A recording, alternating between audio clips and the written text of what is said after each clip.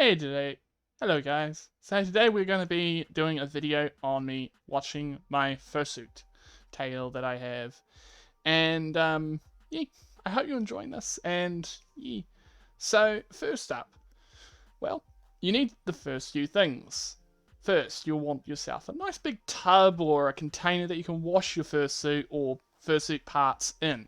So a sink, a large tub, or some other kind of vessel that can hold a fair amount of water.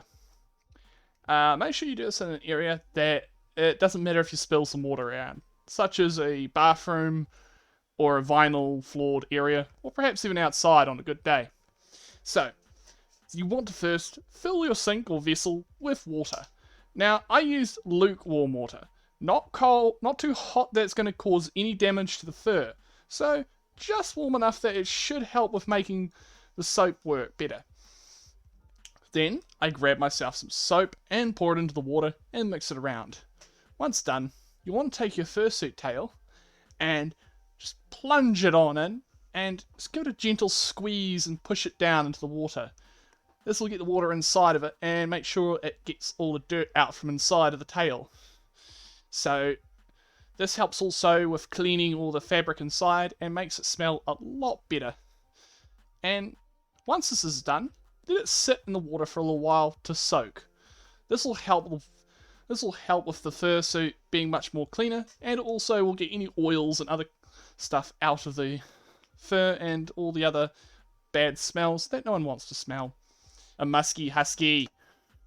So, once you've done this, you'll want to then take some water and rinse it. So empty your sink and then fill it up with some clean cold water and just rinse it.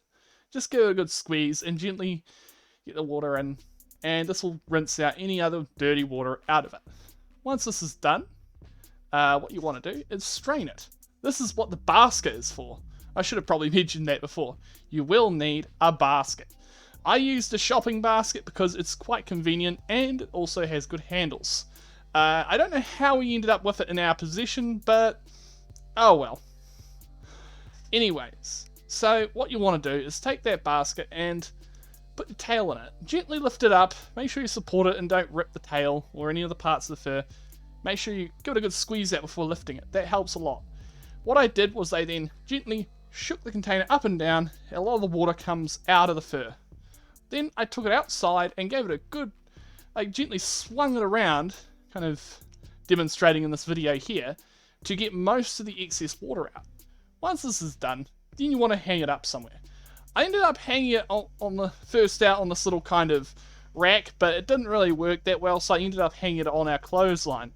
I then took the fur and gave it a good brush every so often. I just walk out, give it a brush. This helps with keeping the fur nice and straight when it's drying out. It also makes it look better and also helps it dry out quicker.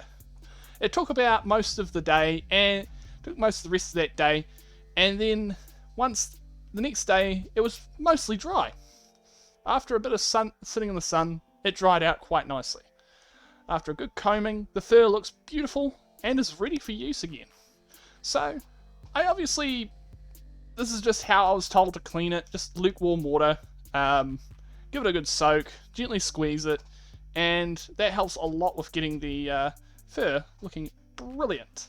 So with that all said, I hope you enjoyed this video, and also don't forget to like and subscribe. I am planning on doing more videos like this where I'm just chatting with using PCVR and using it in a way that I've started calling VR IRL, which is where I use green screens and blue screens to bring my avatar here into IRL. But yeah, thank you for coming to today's video nonetheless, and I hope you'll have a brilliant day. Sizzle around!